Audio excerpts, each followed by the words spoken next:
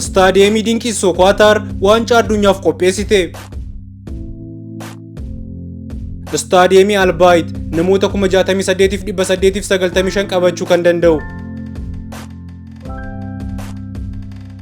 Istaadiyeemii Lusaayil namoota 88,966 qabachuu kan danda'u. Istaadiyeemii Ahmad Albiin namoota 45,032 qabachuu kan danda'u. Istaadiyeemii Aljaanoob namoota 44,325 qabachuu kan danda'u.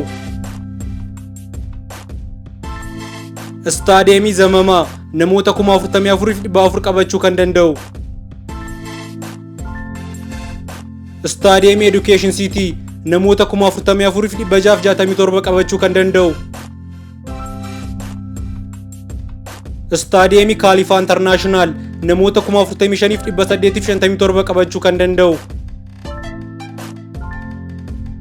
Istaadiyeemii 974 namoota 44,889 qabachuu kan danda'u.